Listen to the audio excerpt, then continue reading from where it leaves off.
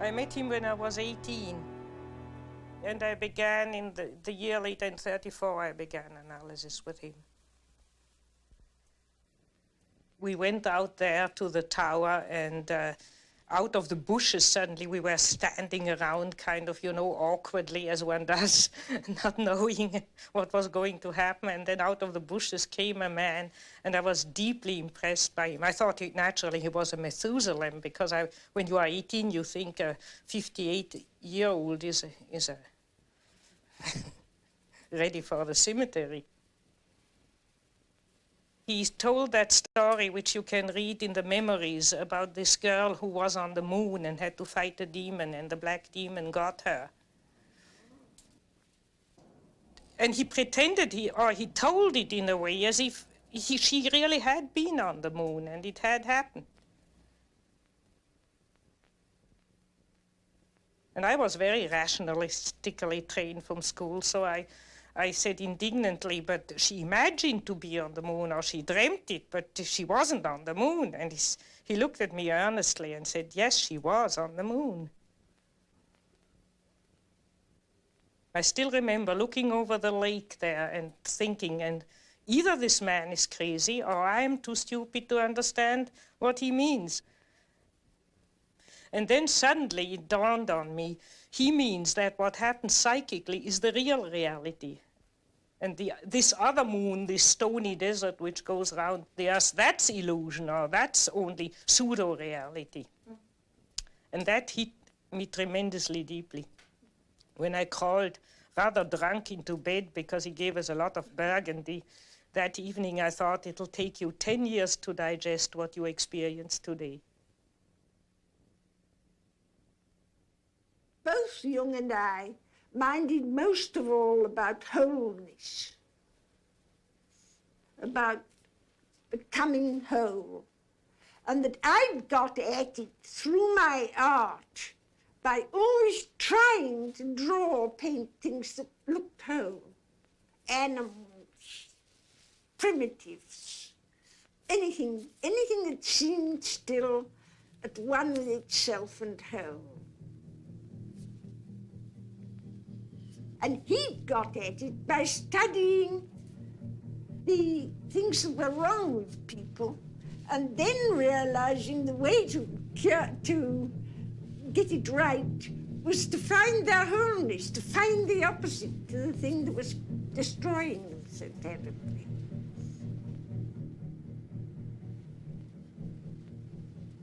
And of course I went through tremendous encounter with the unconscious. One always does in analysis. Particularly with him, he didn't let you pick flowers by the way, sort of. When you met him in the club, or when you met him privately or in analysis, it was always a man interested in the, I would like to use the word, in the supernatural food. Always. Yeah. And to the depths. And you see, you could come into his room in analysis, and he was just speaking about the dreams you had before, last night, not knowing them, but he was involved. He was so transparent for people. And that was a fascinating thing in the relationship with Jung. Therefore, everybody who knew Jung had the feeling he speaks one's own language. We started talking, and I went home with him afterwards. And to Mrs. Jung's despair, we sat talking until about 3 o'clock in the morning without break.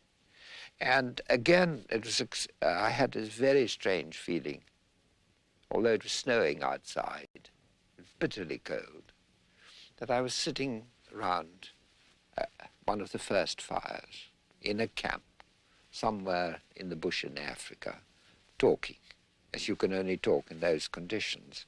And I said to him, why don't you come back to Africa with me? He said, you know, when I came back from Mount Elgon and from Kenya and living amongst the witch doctors of Africa, he said, I found so much witchcraft in Switzerland I felt that I had to deal with all this witchcraft first before I could, before I can travel again. And he used to refer to himself as an old witch doctor. Very often when people asked him, are you a Protestant? Are you a Catholic? He said, don't ask me these questions. He said, I'm only an old African who finds his God in his dreams. And he really meant that. He really meant that. He had this tremendous human, almost animal warmth and immediacy. It was the immediacy of the laugh that got one. Schopenhauer said that humour was the only divine quality of man.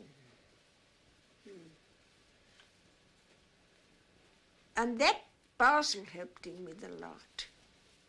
The Baselers have an extraordinary sense of humour, and their carnival is really marvellous. Jung took you there once to the Yes, he did.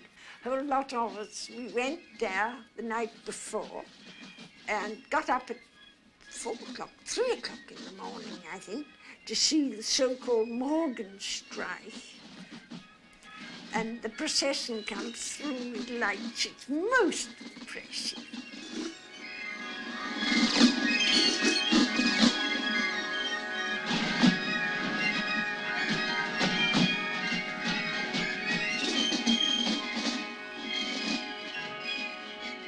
This feeling that he had, that if man lived his life religiously, if he lived his life symbolically, then it was almost as if what the theologians called God, and my Zulus called Mkulu, the first spirit, where the first spirit had passed over some of his power and some of his responsibilities to the human being, and that the human being had a God-like task to perform in creation, and the extent to which he performed it, he derived his meaning.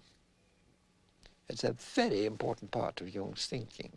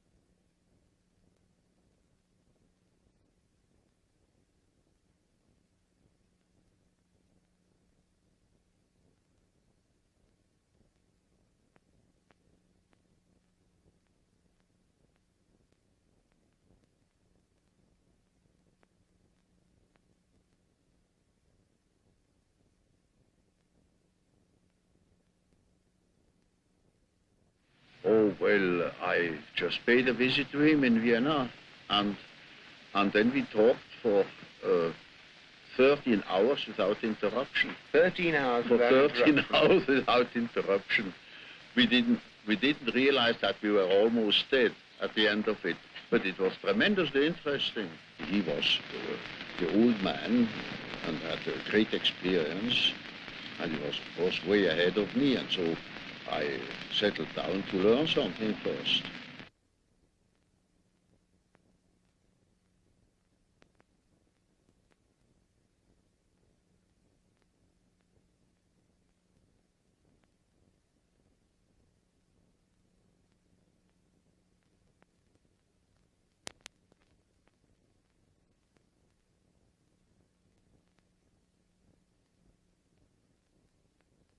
I had written that book that cost me my friendship with Freud because he couldn't accept it.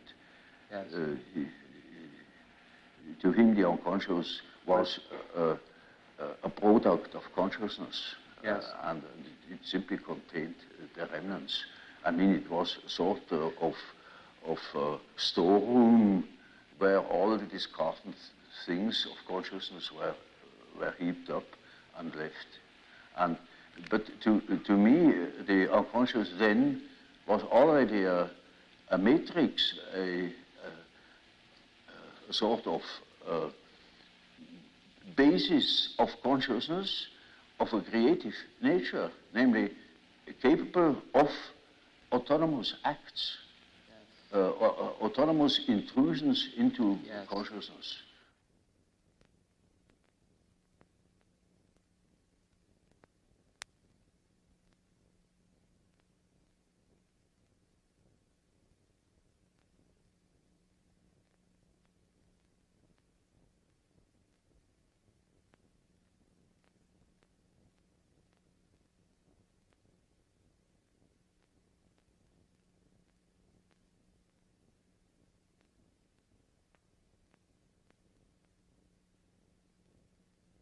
Man's soul is a complicated thing, and it takes sometimes half a lifetime to get somewhere in one's psychological development.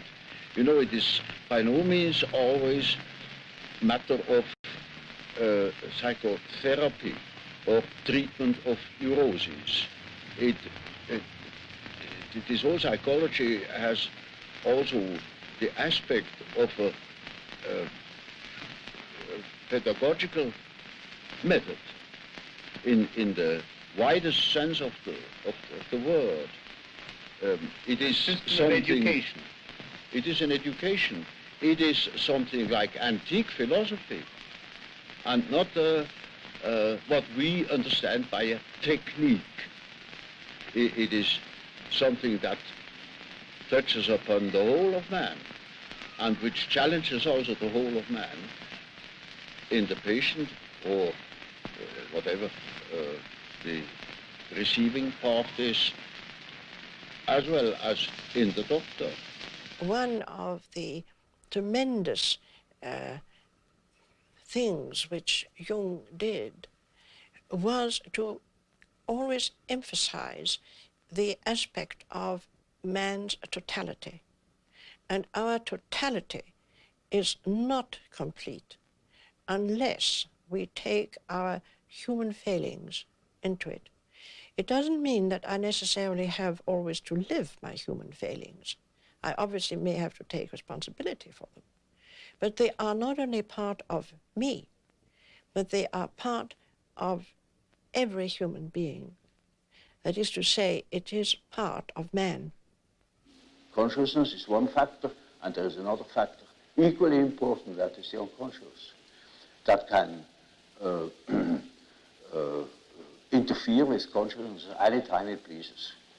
And of course, I say to myself now, this is very uncomfortable, because I think I am the only master in my house, but I must admit that there is another somebody in that house that can play tricks. And I had to deal with the unfortunate victims of that interference every day in my patients. Analysis, proper, particularly Jungian analysis, begins and ends with conscience. That is, that you take responsibility, that you take into consideration all those manifestations which so far have remained in the unconscious. In other words, you were not conscious of. And if you start taking the responsibility for those manifestations, like shadow qualities and whatnot, then this is a very strong test for your conscience, isn't it? And so, I mean, you have to only have to think of the beginning of psychoanalysis. I mean, it took an enormous amount of moral courage to face these facts, which so far have not been considered or repressed. I felt that Jung should tell me what I should do, whether I should write a book, whether I should get a divorce, what I should do. And he wouldn't. And so I got mad at him. And I said, why is everybody so mean to me? And he said, why are you so mean to everybody? So I stormed out. And you got what I said there. I said to him, why is everybody so mean to me? And he said, why are you so mean to everybody? That was the trigger point. I was gone for a year. And I wrote him, oh, I don't know. Every now and then I'd sit down at the typewriter and write him what a son of a bitch I thought he was. And how when I first got to Europe, everyone thought he was a charlatan. I thought he was too. And I didn't, he was the most conceited, vain man. And I really had a great time. And you sent all these letters? Sent the letters, of course I did. And I thought, I hope he drops dead of a stroke. And I felt very good. I just felt fine. When I can get mad, I can lose 5 pounds just by getting mad. It's just the adrenaline goes, and I just think, it's the opposite of poor little me. Then it's, I don't care. They let the world go and stuff it up. I don't care what happens to them. And then one morning I woke up, and I began to laugh. I thought, for God's sake, what's been going on here? What a jackass you. And suddenly I realized, sure, he really hit it. And so I phoned Miss Schmidt, Fräulein Schmidt, and asked if I could have an appointment. And she laughed and said, oh, yes, she said, Professor Jung told me to save some time for you. He thought you'd be calling shortly. And sometimes he'd be quite unfair to one. And he'd tell me, at the club, for instance, he'd go and something's been horrid to people. And then he'd go home saying, now, wasn't that nasty of me? I really spoilt their weekend. I'm sure it was always on Saturday evenings. But when they next came to analysis, he found that that particular nastiness was exactly what they wanted, what they needed. I really got more from Jung when he hit me over the head than the other time. I don't mean literally. He had very small eyes, and when he looked through those little eyes, or usually over the top of his eyeglasses, you knew that he was looking at something that you couldn't see. And what came out was usually some very simple fact. It wasn't any aura or any great message that came back from the beyond. It was something about your ordinary life or the ordinary situation. I described a party where I felt the shadow got loose with Jung in the center of it, where they threw a knotted towel from one person to another around a circle. Jung kept this thing going almost beyond endurance, and I fell down and broke my glasses, and somebody else skinned a knee, and at the end of the party we were all in shambles, but this was characteristic of Jung's intolerance of persona. He was so afraid that the party would stick on a polite persona level that he engineered it to bring out the shadow. And in the end, we all had a marvelous time. We all got drunk, and it was it ended very happily.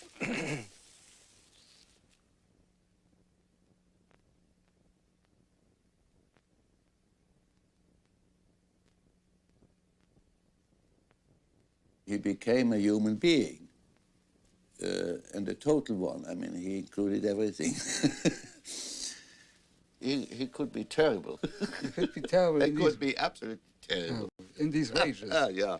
In these ranges. I remember one thing when we sailed on the lake up there, Bollingen, you know, in his boat, and there was a the wind died down completely, and we were way up from the Turm, you know. I see. Yes. Way off, and so there was nothing else but to row.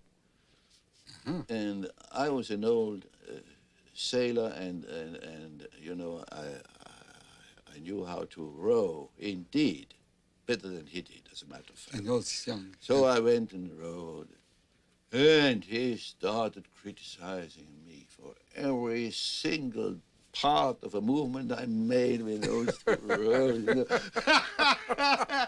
And he knew it better, of course. Oh, and did he row himself? Joan was in the boat as well, my wife, and so it was absolutely, it was hell. It was real hell.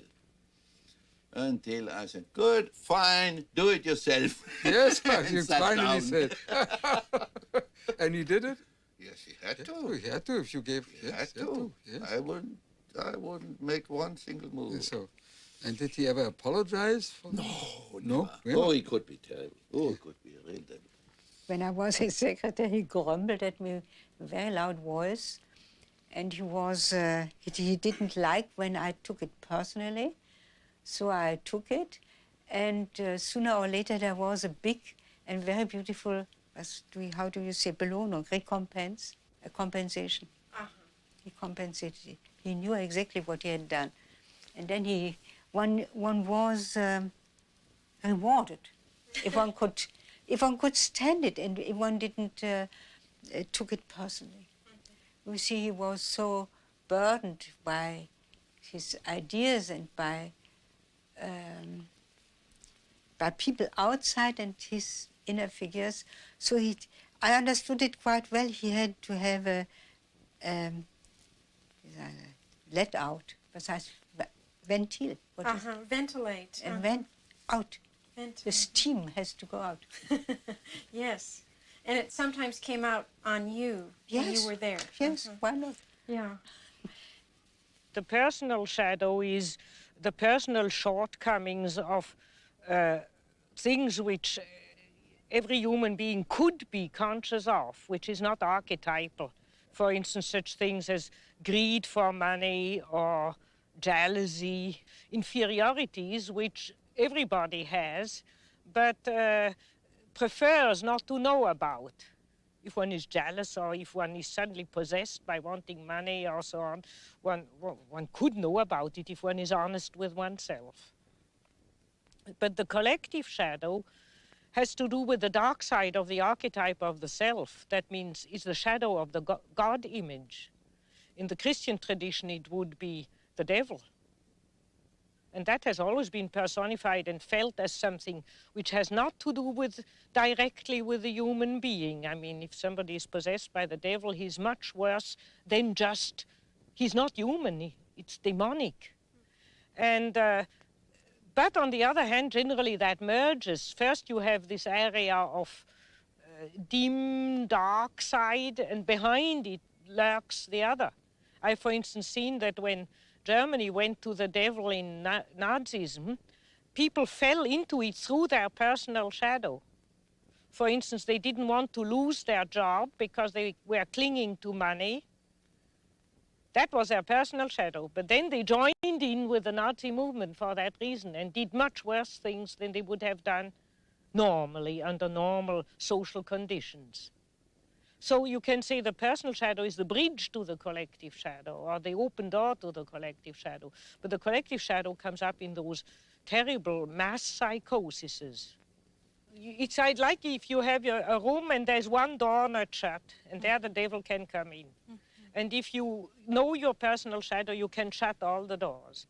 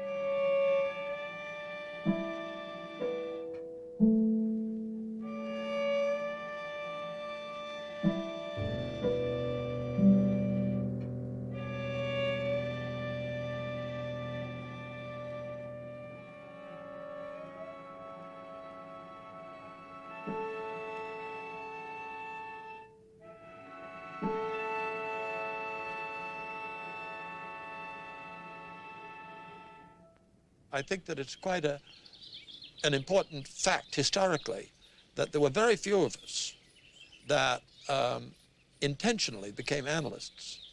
What happened was that we all had neuroses, and we were nice, fat, juicy ones, and we were vibrating like an aeolian harp in a high wind. And very often this was exacerbated by a marriage relationship. And so that most of us of my generation didn't prepare to be an analyst, but we went to an analyst so that he could tinker with our psyches. And somewhere along the line, we'd say, wouldn't it be peachy if I could be one of those too? I have to remember our first appointment, because Joe and I went together, and he talked right over the top of my head to Joe, arranging my appointments. And I finally said, well, where do I come in? And he said, oh, that comes later. And I'll never forget that. Jane and I arrived in Zurich in 1932. We had a very deep bond between the two of us, but we also were very dissimilar. And so we got into horrendous clashes and crashes. We just were anxious to get a hold of something that would give us some tools to work with so that we could resolve these clashes. I was not so enamored of him at first. I thought the way he talked, oh no, it was his writing. Of course, it was very intuitive writing, and it wasn't my dish. And I kept thinking, who the hell does he think he is? You know, how do you know what he's saying? I mean, how does he know what he's saying is right? And I was really very resistant. It is almost a rule, but I don't want to make too many rules. In order not to be schematic, yes. That an introvert marries an extrovert for compensation, or another type marries the counter type to complement himself. I thought, well, he's just talking through his hat, and I just can't go for that stuff. Until I got in trouble and had him head on, and then, my God, he just made all kinds of sense. I liked his opening comment. He said, oh, so you're in the soup too. I like the two. Together. Yeah. The archetype is a force. It has an autonomy. It can suddenly seize you. It is like a seizure. Yes. So, for instance, falling in love at first sight, that is such a case. You see, you have a certain image in yourself without knowing it of the woman, of the woman. Yes. Now you see that girl, or at least a good imitation of your type, and instantly you get a seizure, and you're gone. Yeah. And afterwards, you may discover that it was a hell of a mistake. Or you see, a man is quite capable, he's intelligent enough to see that that woman of his choice, as one says, not no choice, he has been captured. Yeah. You know, he sees that she is no good at all, that she is a hell of a business. And he tells me so, and he said, for God's sake, doctor, help me to get rid of that woman. He can't. He's like clay in her fingers. And that is the archetype. That is the so-called archetype of the anima. Yes, yes. He thinks it is all his soul, you know. Like the girls, you know, when a man sings very high, then he thinks he must have a very wonderful spiritual character because he can sing the high C. Yeah. And she's badly disappointed when she marries that particular number. Yeah. Well, that is the archetype of the animus. Yeah. This is built right into the center of Jung's whole psychology, that one should develop one's contrasexual components, as Margaret Mead so quaintly phrases it. But Jung prefers to talk about the animus and the anima, meaning the feminine side of the masculine side of the woman and the feminine side of the man.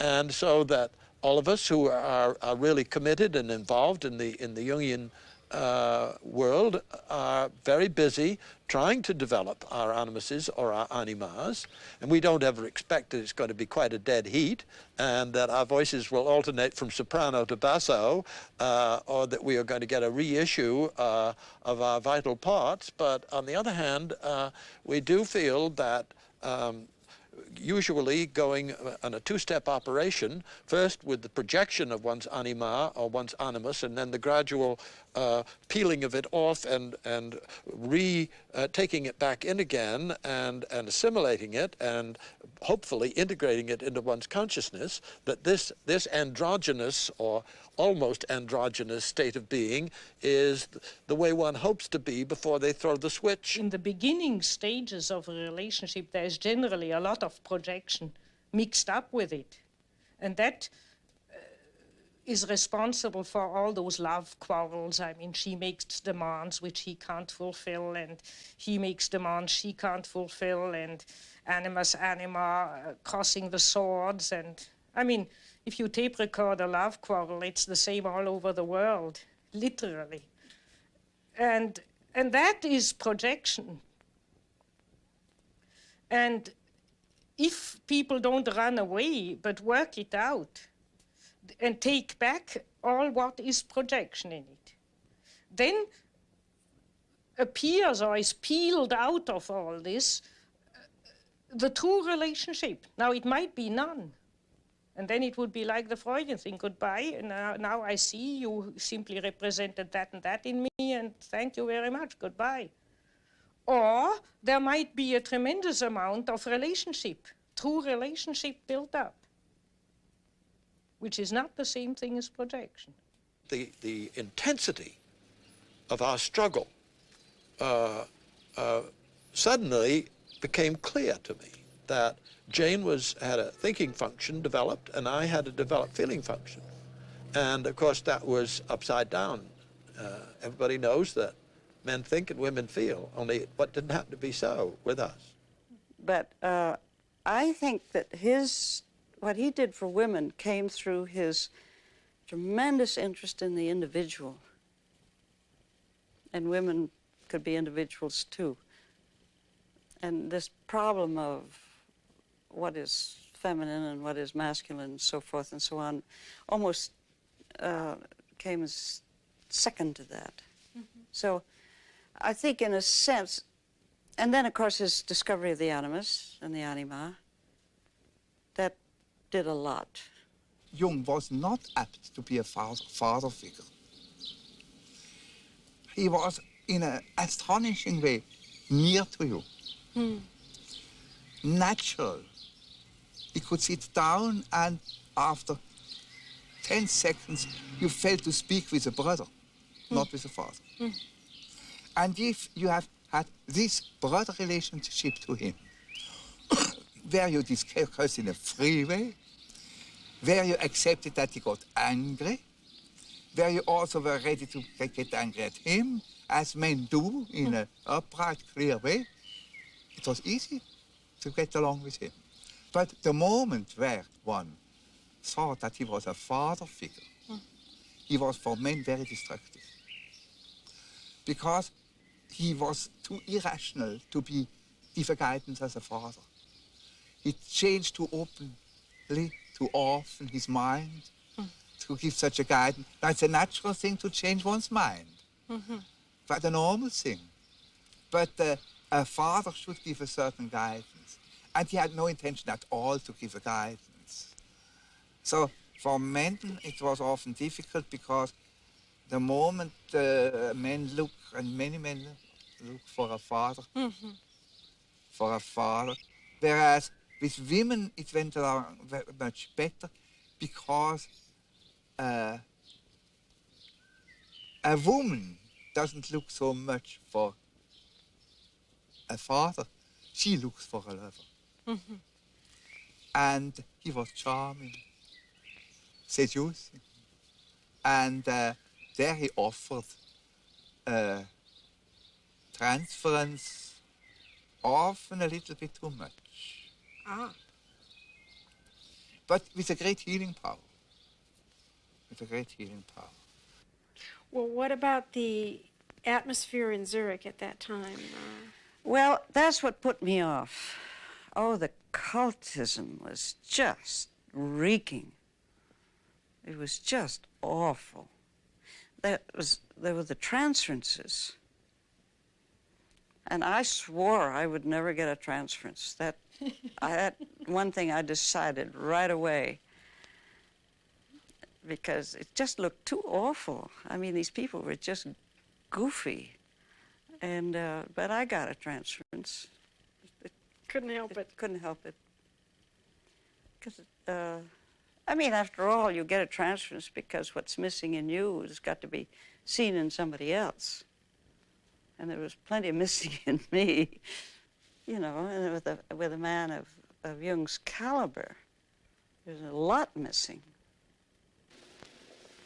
It is a regular observation that when you talk to an individual, and this individual gives you insight into its inner preoccupations, interests, emotions. In other words, hands over his personal complexes.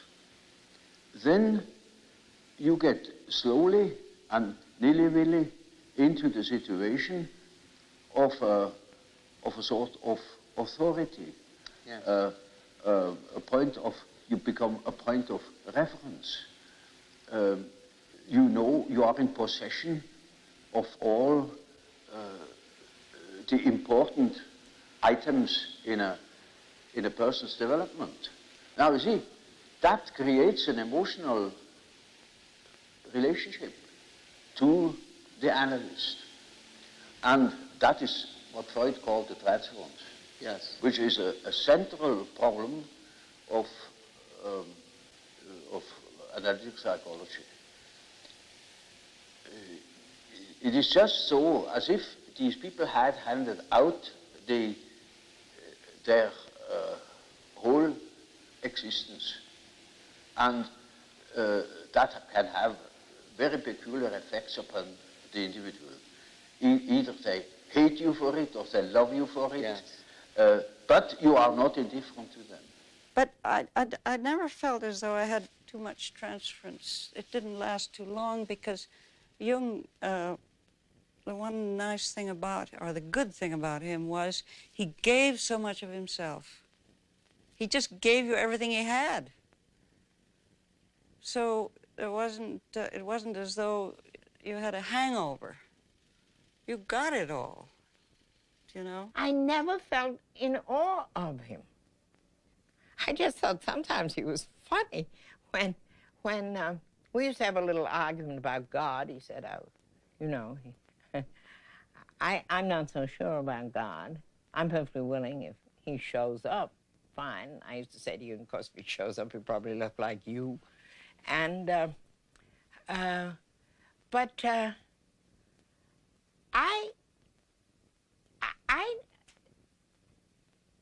guess that I thought before I got mad at him, I thought that he would have some kind of a solution to life's problems.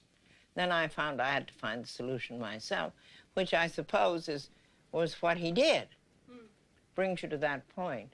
We didn't know whether we were fish, flesh, or fowl, and we had to find ourselves anew. I dreamt that Jung was a Protestant clergyman standing at a pulpit giving a sermon, and we were all in the pews, and when he finished his sermon, all the others got up and began to chant mandala, mandala, the way they might in Christian times have said Hosanna. And this represented a worshipful attitude to Jung that was laughable, as you can imagine. So I thought, I hate to tell Jung this dream, but I did.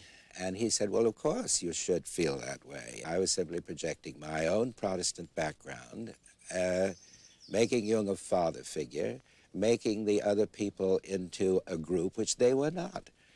Freud always wanted to break a transference and to resolve it. To resolve it and to bring people to life again, down to the adaptation to life again. Mm-hmm. But Jung had another point of view, had the feeling as long as we have a strong transference, one must serve it, because he said there is a greater personality involved in transference. And we don't know what this greater personality has in storage, and so we must serve it.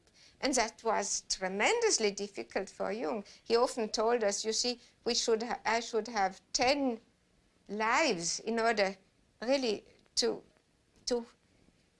follow the development of the individuation process so deeply as he did with us all. Yes. But that was also what interested him. He many times said, without you women, I couldn't have developed my psychology. I had a case that was an intelligent young woman. She was a student of philosophy, very good mind, where one could expect easily that she would see that I am not the parental authority. But she was utterly unable to get out of this delusion. And in such a case, one always has recourse to the dreams. It is just as if one would ask the unconscious, now what do you say to such a condition?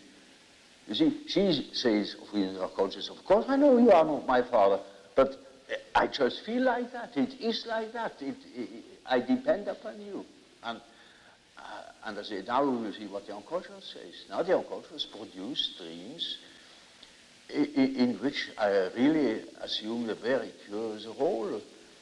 You know, she was the little infant, she was sitting on my knees, I held her in my arms, I was a very tender father to the little girl, you know, and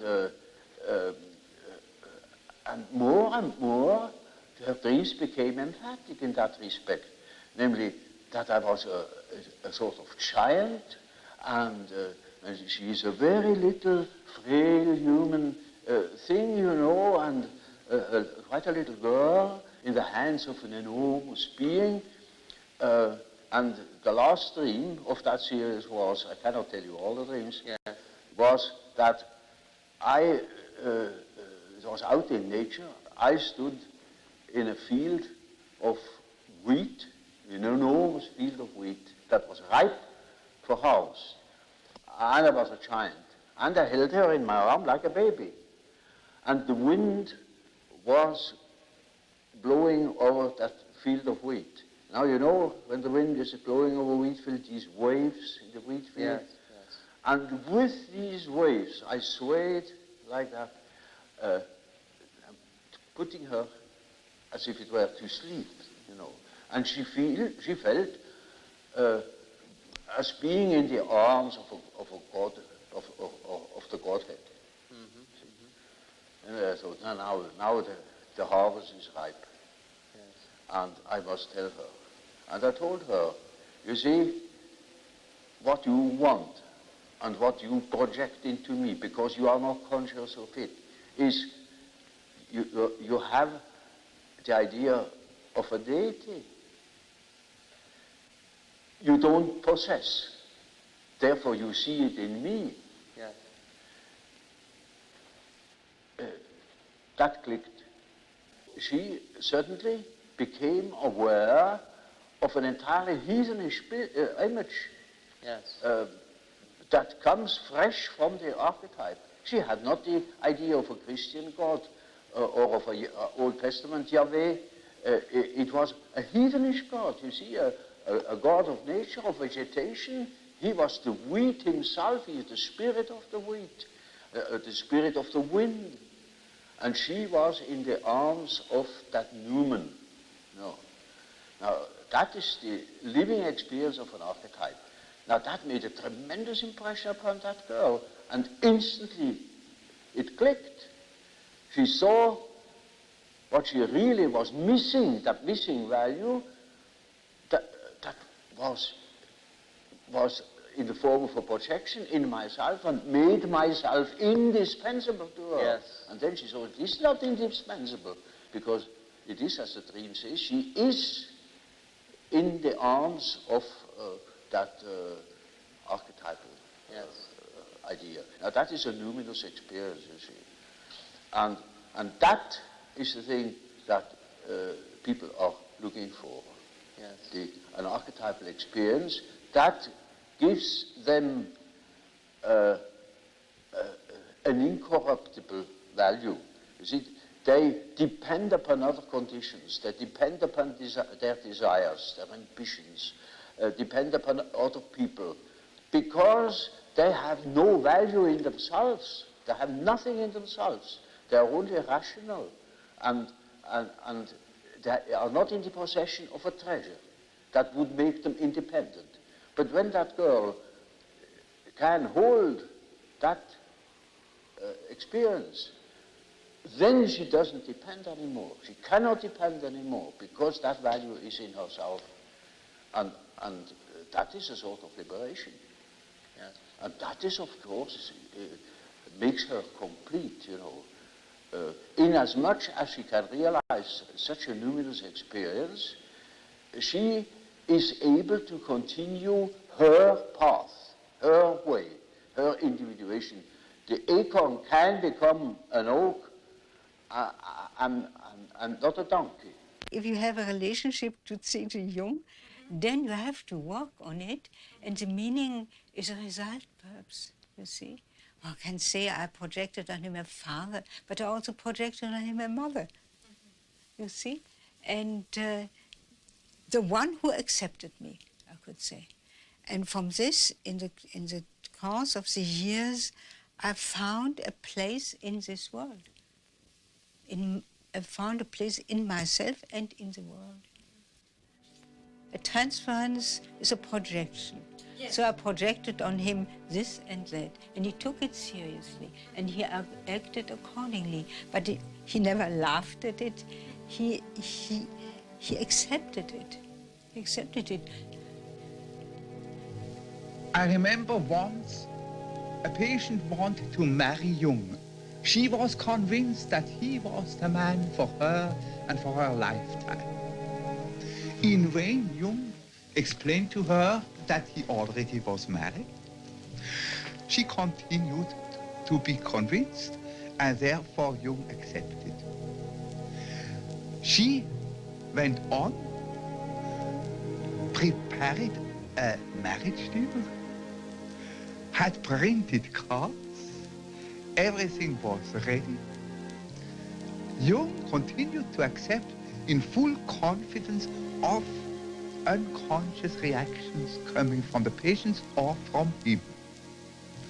And the day before the planned marriage, he got an express letter from the patient telling him that this night God had told her that unhappily enough the marriage would not be possible.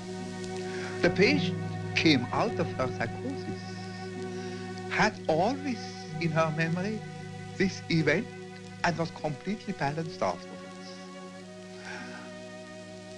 That's how Jung handles the transference situation as a full reality, and having fully confidence in the unconscious, which would lead the patient and himself through the seemingly difficult situation.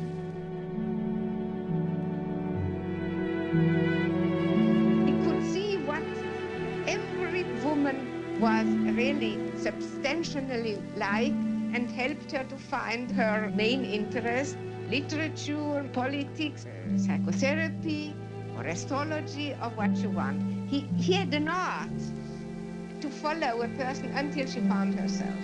And the value of transference was great for Jung himself. It really was as if he was always inside of your unconscious, and not trespassing, but because he has been where everyone was, and so he knew how to be there. he also would never use any of his terms, ever. My last interview, I told him a dream, and I realized, my God, that man is 85 years old. And it was pages of dream, and so I only told him half the dream, thinking I can't put that all on him. And so then he started. You know, he didn't ask you for one association, very seldom he did. He just started to talk. And I was kind of not making the connection, which what he was talking about had anything to do with my dream, but I knew better that I will find the connection if I listen eventually. And suddenly he said, oh, that is as if you dream, and he told me the second part of my dream, which I hadn't told him. After about 2 years, I had a dream in which Jung had died. And I was in his house in the antechamber where he was laid up. And I paced up the room, very depressed, very unhappy. And suddenly my feeling changed, as if I pulled up my socks and, well, all right, he's dead now, as far as to go on and work. I told Jung that dream, and he said, well, all right, now you can see patients. You're ready to see patients. One didn't see it, but one felt it, that a ray of his spirit was falling onto us. And one was terribly spoiled, because compared with this, as a man, we are no more so interesting. Yes, that must have been a problem. And I must say, besides one's own husband. Well, you were married. And I was married. Yeah. You had a deep relationship. And how did your husband feel? Did he ever feel jealous of Jung? Clear. All our husbands, the husbands of the women around, were very jealous. Yes.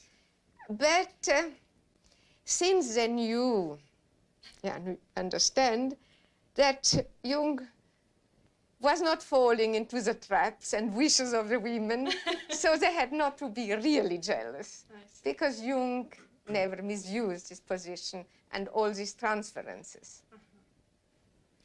Now, Jung worked in this rejected feminine world of the unconscious for years.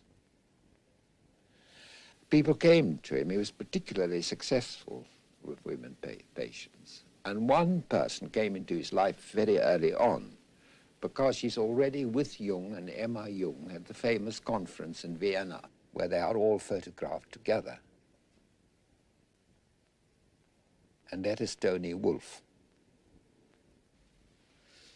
Well, all I can say is that, of course, she was a most extraordinary person. There's no doubt about that. And she was a great help to Jung, too. I mean, when it comes to psychological types, for instance, she played a very important part there.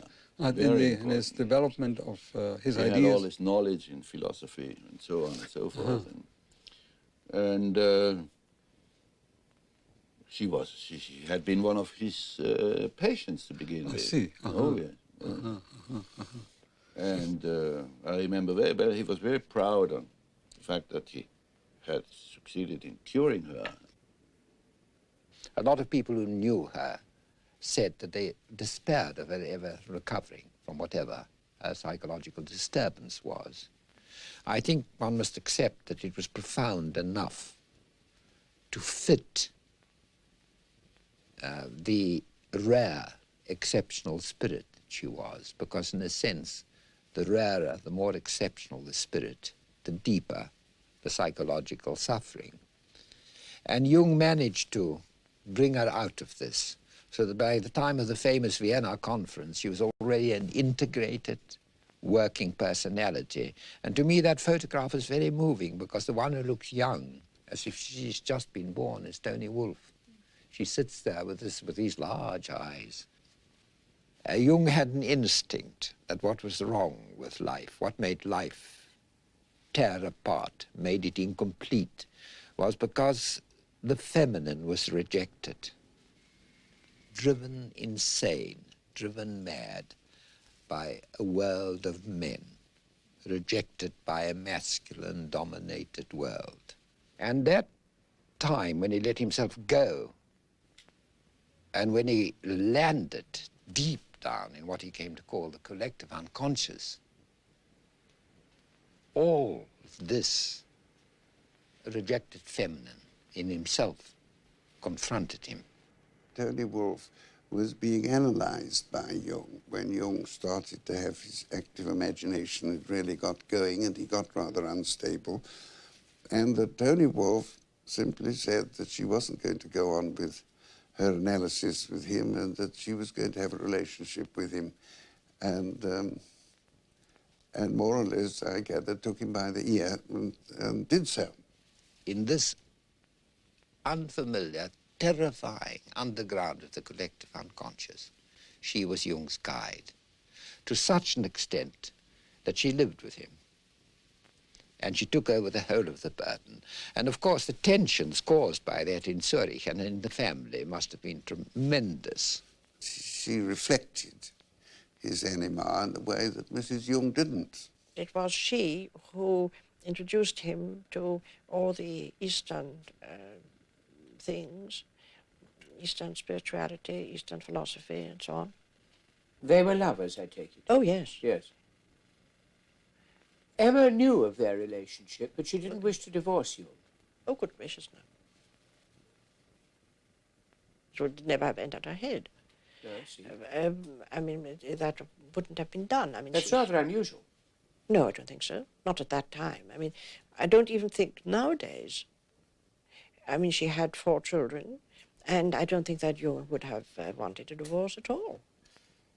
Well, perhaps this isn't really relevant, but not many women will countenance open infidelity.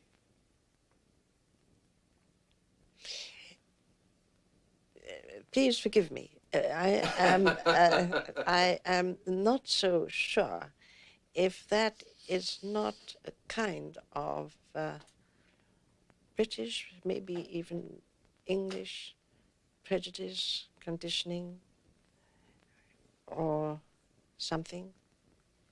I think that... I think it's an American one, too. Is it? Without Tony Wolff, he couldn't have made it because she had breaks in a way, and she was stopping him always when he had a temperament where he was losing himself completely and without boundaries. And Tony Wolff stopped him and always brought him back to reality, and that was tremendously important for Jung. Was she originally a patient? And then she also understood him. Yes. She had such a bright mind that she grasped it even before he understood it. And she was also really furthering his intuition very much, because at that time he was also, I mean, he was a medical doctor. He had worked at the asylum of Burghölzli, yes. And he was very intellectual until really he came to know her. That was the point. There was nothing shadow in it, no shadow. And Jung wanted to be and tried to be as conventional as possible, wherever possible. So that in the inner world, and in his relationships with both women, he could be as unconventional as he really was, as unique as he really was.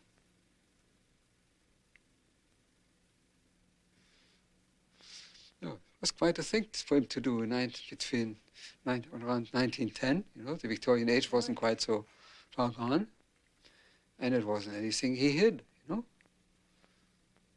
I remember I was walking in Zurich, there near the institute, and there was Jung and Tony Wolff walking. You know? There was nothing hiding. And it was in this relationship that he had these tremendous experiences of the conjunction. That's when he understood the mystical background of sexuality, mystical or the psychological archetype that was working there. That was later such an established relationship, and Mrs. Jung was so included that I am very sure he would not have parked his car in front of Tony Wolff's house, who was 1 minute away from the institute, and everybody would know when he was there and when he was not there, if he would have had the slightest doubts about it. And so this relationship with Tony Wolff was not an affair, it was another wife. 2 wives and 1 man. That's an excuse. My opinion is he should, as CG, he should know earlier that that was his anima, and so come to a stop. One day, Mrs. Jung approached me and said, would you please cooperate analytically with me and Tony Wolff? So we did a threesome analysis for quite a long period of time. Oh. Yeah, that was very funny. I see. Mutual dreams or just Jung's dreams? No Jung's dreams. Mrs. Jung's dreams and Tony's dreams and my dreams. Oh, all 3? Yeah. I see. And you found this very helpful? Was interesting. Right. Was very interesting. She wasn't at all browbeaten by Jung. She was downright and direct, and she did a lot of work on his papers, too. She obviously stood by Jung all through his periods of crisis. She was a much more solid sort of character than Jung. First, she had given birth to 5 children. And then Jung told us, and she told us, and she felt the need also to know more. And then she studied physics and mathematics and many other things. And then she had an analysis with her own husband. She did? Yes. How difficult. Yes. She had also another analysis, but the main thing was analysis with Jung. And afterwards, he allowed her to analyze. And she was a very good analyst. And the opposite of her husband, he was more intuition and thinking. And Emma Jung was sensation, mainly sensation. Absolutely down to the earth, and more to that, to the depths of the earth. Mrs. Jung had a fantastic sense of humor. She giggled and laughed, and she was very, very nice woman. Motherly, but I think she helped a lot in working out, let's say, the animus anima problem. It's those 3 who did the work, I think.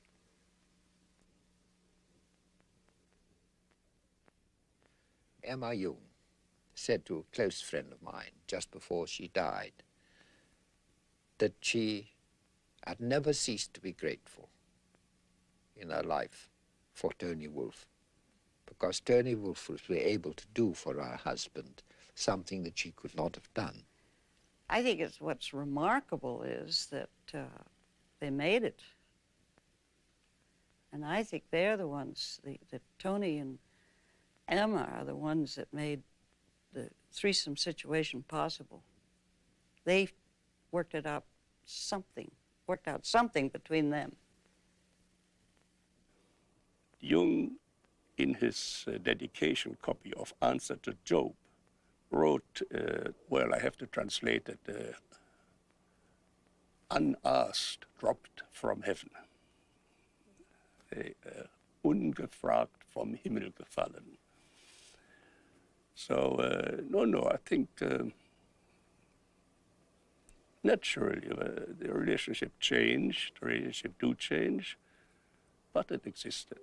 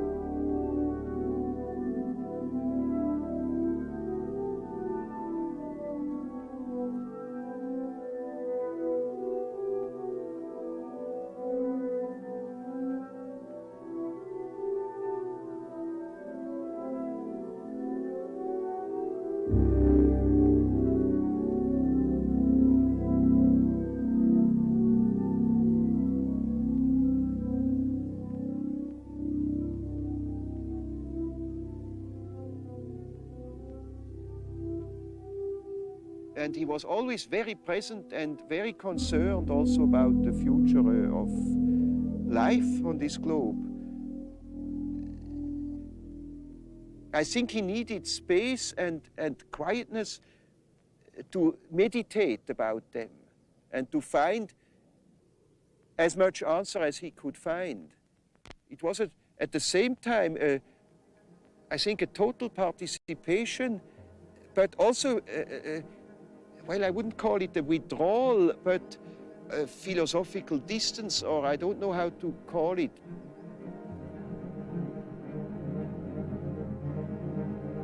He went to boarding in so often during the year, and he did all his reading up there.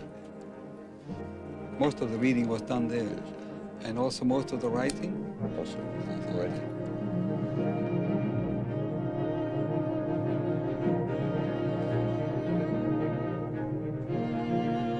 In the fall of 1922. He came by bicycle. Dr. Jung came by bicycle, on his bicycle from Questão.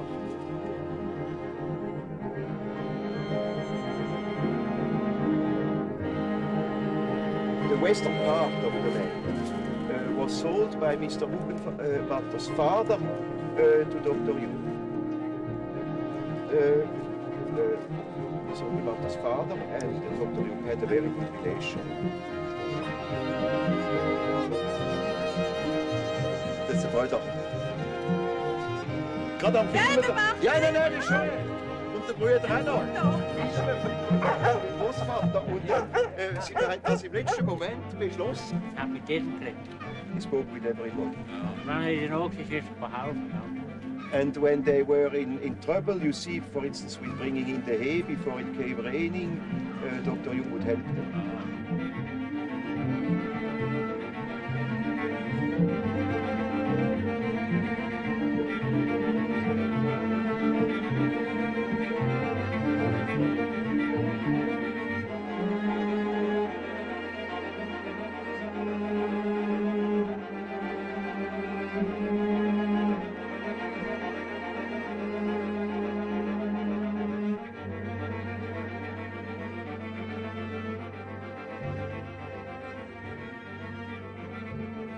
A man is not complete when he lives in a world of statistical truth.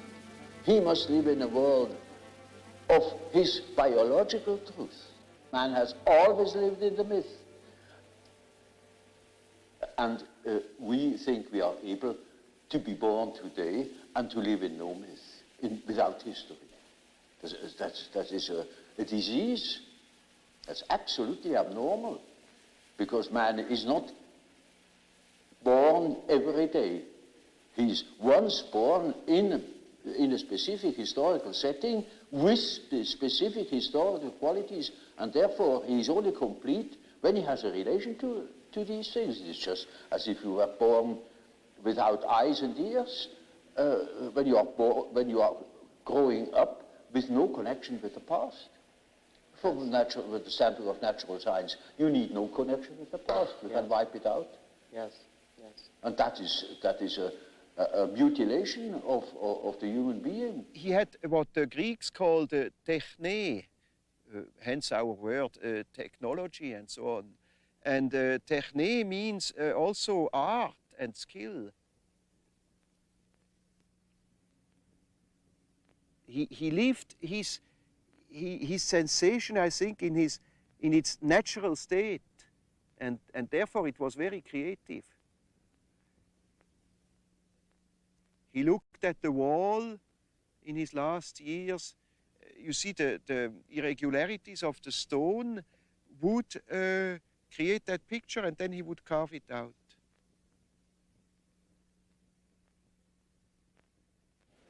The statements of every religion, of many poets and so on, are statements about the inner mythological process, which is a necessity, because man is not complete if he is not conscious of that aspect of things. Well, we have to revive primitive superstition. Because in primitive people, their sword has a soul, their hammer has a soul. No smith would start making a sword without a ritual first. Still in the Middle Ages, the heroes who depended on their sword, think if your sword breaks in battle, you're a dead man. So their sword had a name and a soul. They knew that sword, and the solidity of that sword was their fate. And now it's still so. Let a few of your atomic plants explode, and please. Matter, if it has to cooperate with you, needs loving care. And not only technically by oiling and so on. You have to kind of live with it. Otherwise it plays you tricks. One of the last times he went to the tower, for instance, he hadn't been there for a long time, and the first days the covers of the pans like to jump off and fall on the floor in the wrong moments, and you know how objects can absolutely misbehave. So he put himself up in the middle of the kitchen and said, now, ladies and gentlemen, pots and spoons, I know I have neglected you for a long time and you are angry with me, but I beg your pardon and I ask you now to cooperate again. And from then on, there were no more accidents. He had great fun with that. If you notice, it's highly symbolic. The days you can't open a door, you can't get at something, or some object hides from you just when generally when you are not in yourself and in an impatient mood or so on, then everything plays you tricks. It's naturally your own unconscious mixed up with it. But it communicates with matter. We are only deeply unconscious of these facts because we live all by our senses and outside of ourselves. If a man could look into himself, he would discover it. Yes.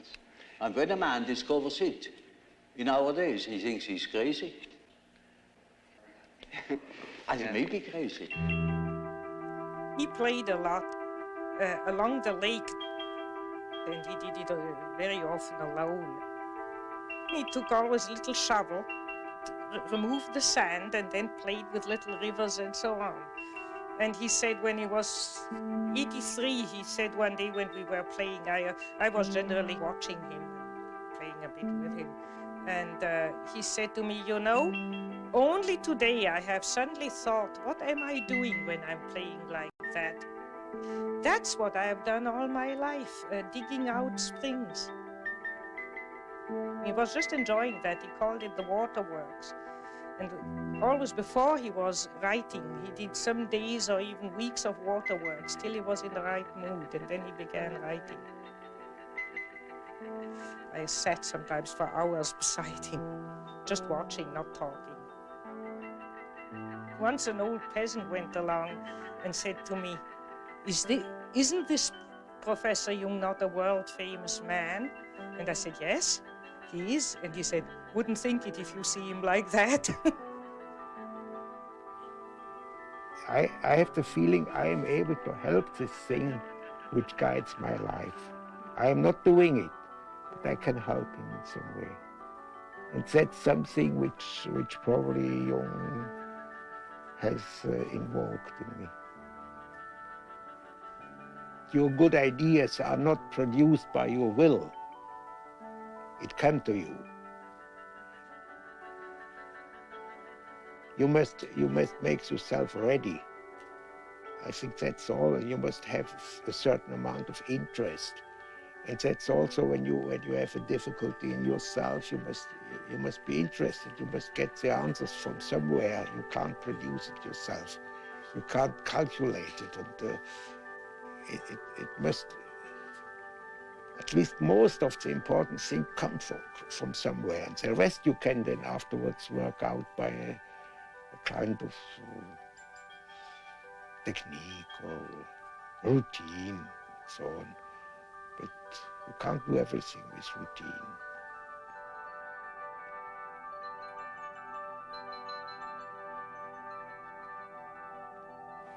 was always looking for something in between, you know, something that linked that remote past with the present moment. And I found, to my amazement, it is alchemy. It is the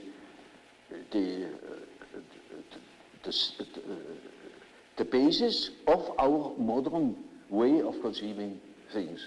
And therefore, it is as if it were right under the threshold of consciousness. Gives a wonderful picture of how the development of archetypes, that means the movement of archetypes, looks when you look upon them as if from above, namely from today, you look back into the past and you see how the present moment has evolved out of the past. And we can construct or even predict our the unconscious of our days when we know what it has been yesterday. And when I heard Jung talking about alchemy, it was like a revelation for me to see how, because there are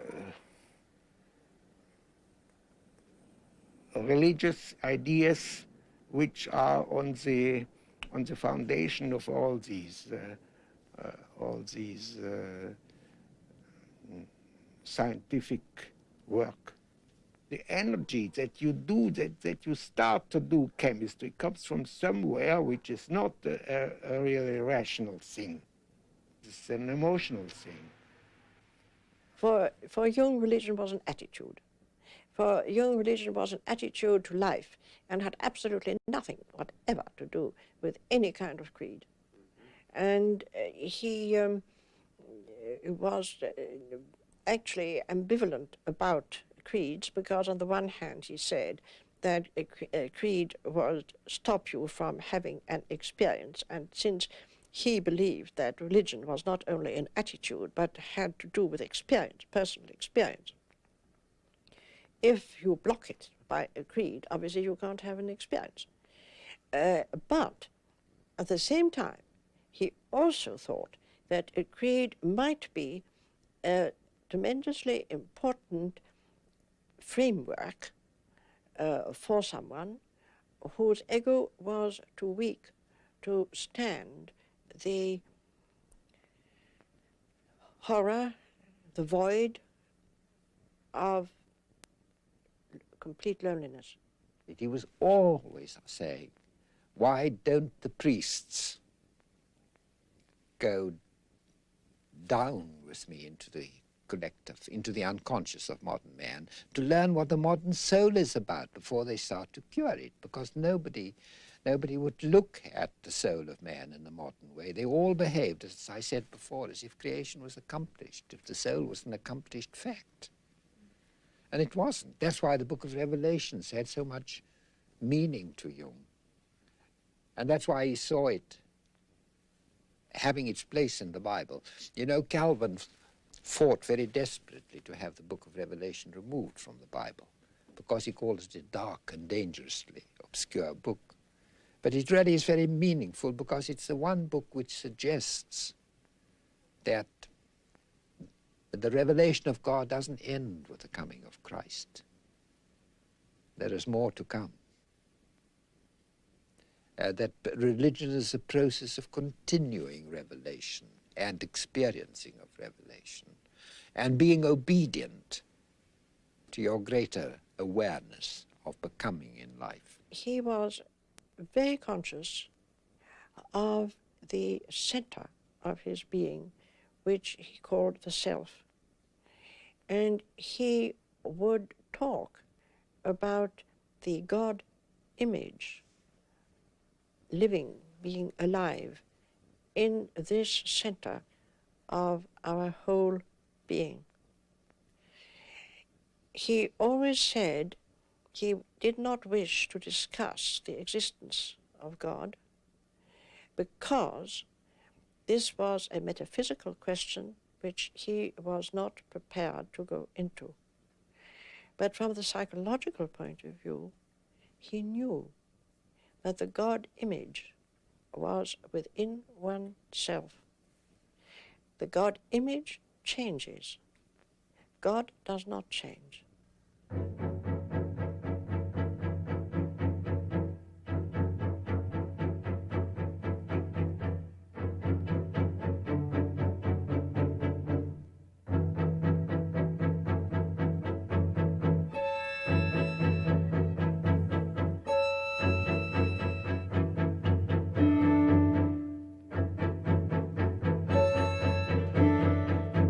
I never could claim that any kind of human work could reveal something about the nature of God or about his existence. I only know that the idea of God is a pattern, an age-old pattern, a primitive pattern that always has been and never lost its, what we call, luminosity. It is always there and it still plays the same role as it always did. We can establish the existence of that pattern, and that is for our practical purposes enough. Because when we can integrate such an idea in our mind, the idea of such a being, then that gives an entirely different scope to things.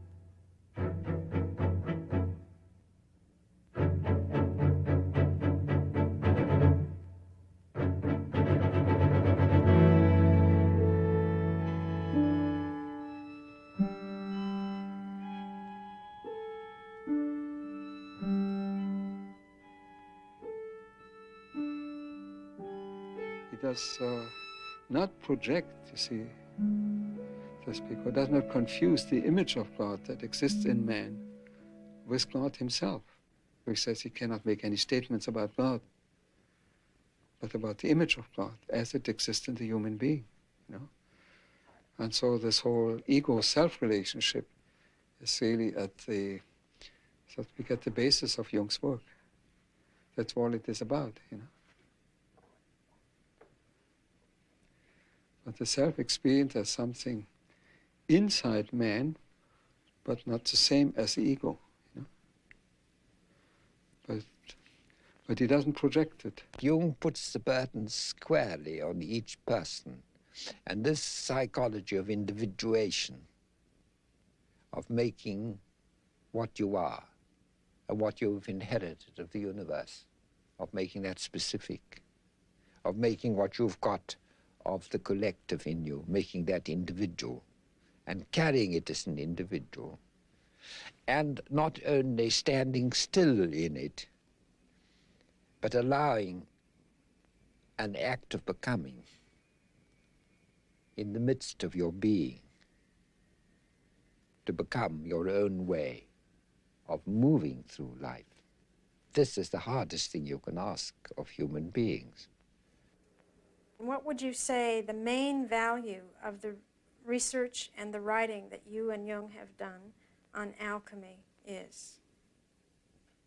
I would say that a civilization needs a myth to live. We know that if missionaries destroy the myth of a primitive people, they destroy them also physically. They begin to drink, they degenerate, they are lost.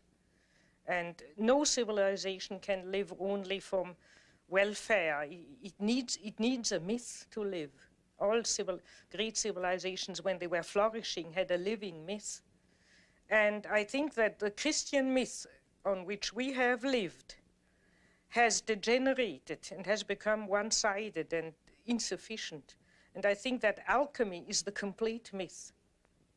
And that therefore, if our Western civilization has a possibility of survival, it would be by accepting the alchemical myth, which is a completion and continuation, but and richer completion of the Christian myth. That's a myth we could live again with, in contrast to the Christian myth, which doesn't satisfy a great amount of people anymore. And the Christian myth is deficient on not including enough the feminine, or in Catholicism they have the Virgin Mary, but it's only the purified feminine. It's not the dark feminine. And in excluding matter and treating matter as dead and the realm of the devil. And in not facing the problem of the opposites of evil. And alchemy faces the problem of the opposites, faces the problem of matter, and faces the problem of the feminine. The three things which are lacking in Christianity. And therefore it complements the Christian myth and could revive it too that way. For 2,000 years, the Christian religion has told you to repress evil. And look at the damn thing now. It began to be so visible at the First World War. And that's now a very great many years ago, isn't it? Sure. And it's on a much grander scale, much larger scale, the possibility. Oh, far. Far. What is it? What did we learn from alchemy? It's finally that in each of us there is a rejected part, the which can become the cornerstone, like it's written in the Bible. And we have to be aware of the stinking side, of the bad-smelling side, of the, as Jung says, about the urine, about the excrement, and all that in our life. And this is the beginning of the way of God. This is the beginning of the transformation. The psychology of individuation has nothing to do with politics at all, because it deals with the ultimate values. But yes, it has shattering political implications. And I think we are not now, we cannot behave as if this journey into the collective unconscious hasn't happened. Because it has happened, we can't plead ignorance anymore. It has happened, and because it's happened, because we are facing a universe within, objective universe within, as great as the universe without, we can never be the same again. We cannot ignore it. And it has enormous political consequences for us. And the kind of society, the kind of politics that will save us will have to be more important than any other quality in our politicians. We must demand psychological illumination, psychological awareness, because otherwise we get people sparring with their own shadows.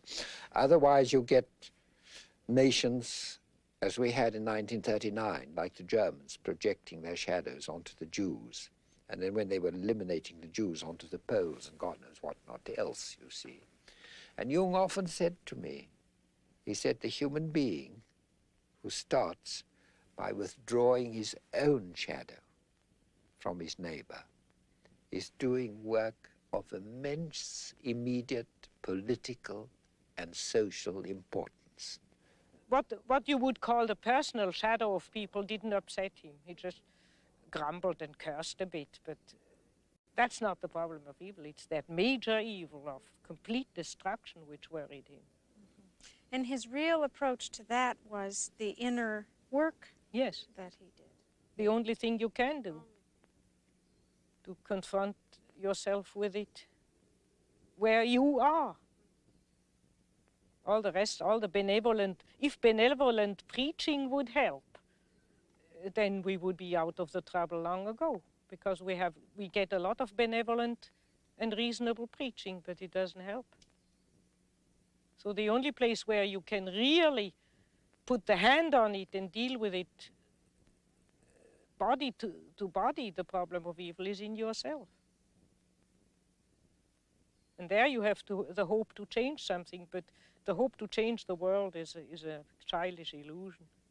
As we've seen, the collectivist pattern taking over all over society. The paradox is you get a form of totalitarianism which is producing collectivism, then you get a kind of creation of greater and greater monopolies of commerce, bigger and bigger business, producing a kind of organization man, which is the equivalent of the totalitarian organization man, where this individual thing disappears. And really, this kind of this kind of politics of individuation, which you might call democracy, ceases to exist. And this is the point where we've reached at the moment.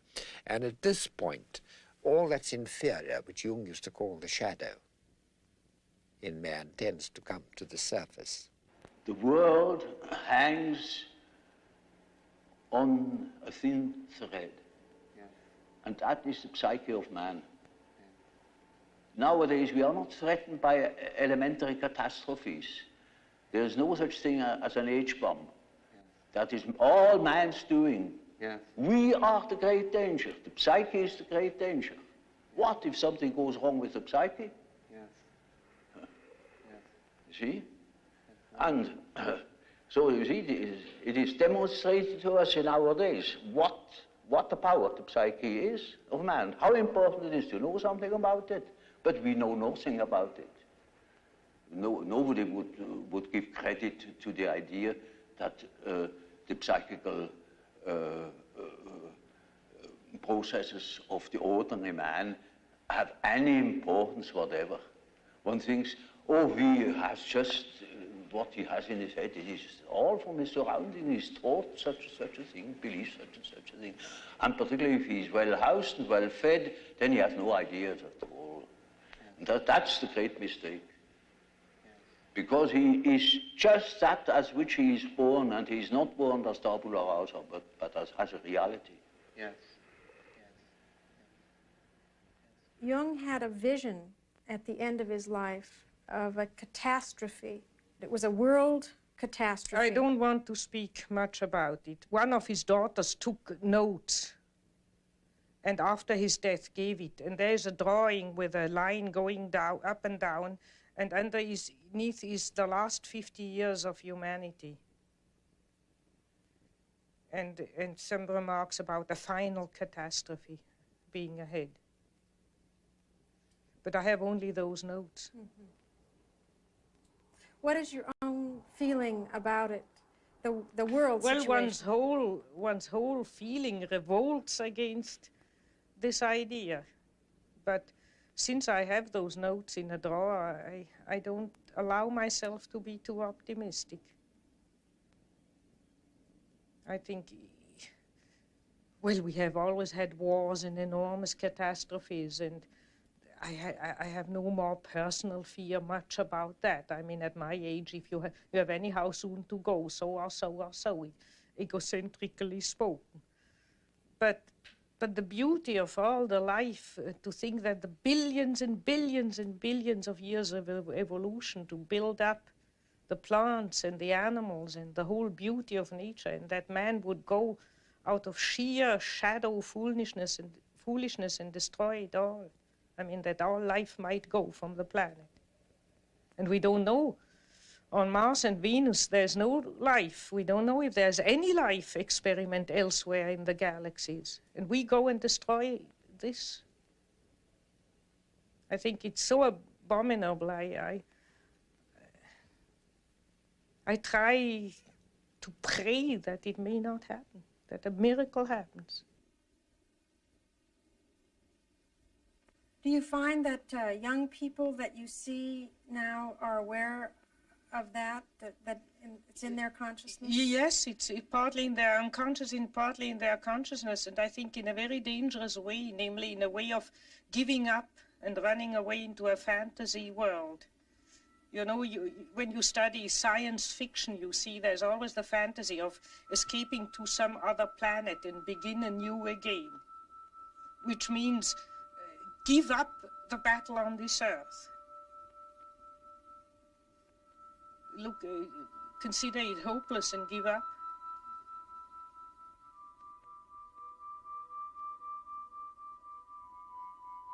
I think one shouldn't give up. Because if you think of answer to Job, if man would wrestle with God, if man would tell God that he shouldn't do it, if we would reflect more, that's why reflection comes in. Jung never thought that we might do better than just possibly sneak around the corner with not too big a catastrophe.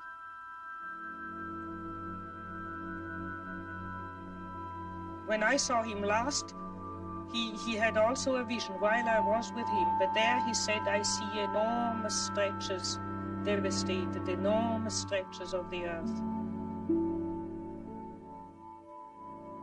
But thank God it's not the whole planet.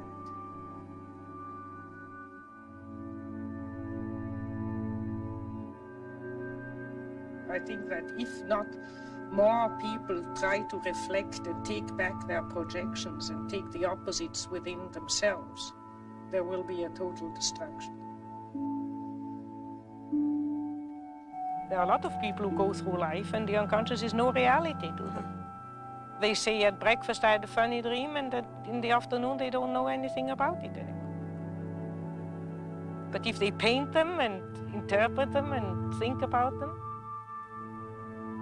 the dream becomes real. And that's why you have to be lonely, so that the unconscious becomes stronger. It's like loading up the unconscious, and then it manifests.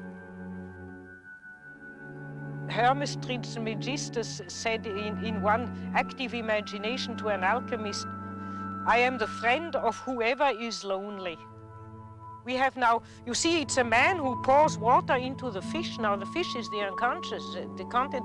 So we have to support the unconscious.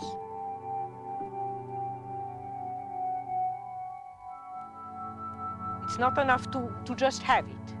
We have to actively turn towards it and support it so that it then helps us. There are many people who are not in analysis, but if they are naturally gifted, which I would call if they are honest, they can find these things without analysis. I've lived in this tower sometimes 3 weeks alone without speaking to one word to anybody. And I sometimes thought I was going off my head. But the unconscious became alive. It was my partner.